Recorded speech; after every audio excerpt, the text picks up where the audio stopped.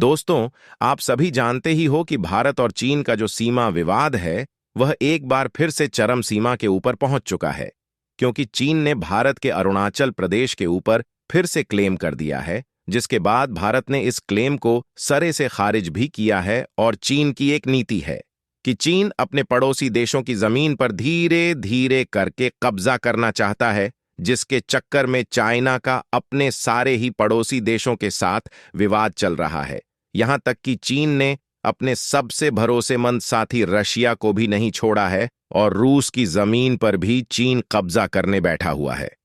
परंतु चीन की इन सभी गलतियों के चलते चीन को एक बहुत ही जबरदस्त झटका लगा है और अब चीन की ही जमीन के ऊपर बड़ा कब्जा हो चुका है।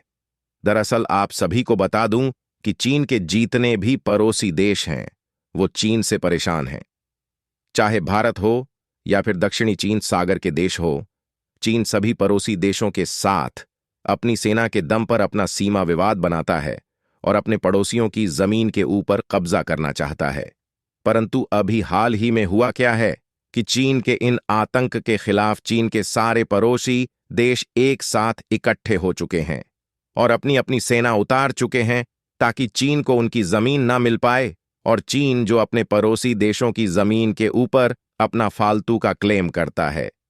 उसके बाद चीन के 4 पड़ोसी देश मिलकर, जिसमें वियतनाम, फिलीपींस, मलेशिया और इंडोनेशिया शामिल है, इन चारों ही देशों ने अपनी अपनी सेनाएं चीन के साथ विवादित क्षेत्र के ऊपर उतार दी है ताकि चीन की जो क्लेम किया जाता है इन देशों की जमीन के ऊपर, उसको सरे से रोका जाए और चीन का दक्षिण चीन सागर को लेकर जो क्लेम था उस पर अब चीन की सारी पाबंदियां हटा दी जा चुकी है।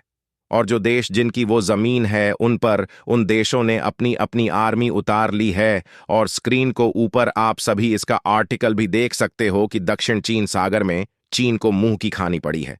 हालांकि चीन दक्षिण चीन सागर के ऊपर अपने किए गए दावे को लेकर तिल मिला तो खूब रहा है, परंतु चीन भी जानता है कि एक साथ 4-4 देशों के साथ चीन यदि उलझेगा तो चीन के लिए दिक्कत हो जाएगी। और इसी कारण से दक्षिण चीन सागर के ये चारों ही देश परस्पर और करीब आ चुके हैं और चीनी सेना को मुंहतोड़ जवाब दे रहे हैं।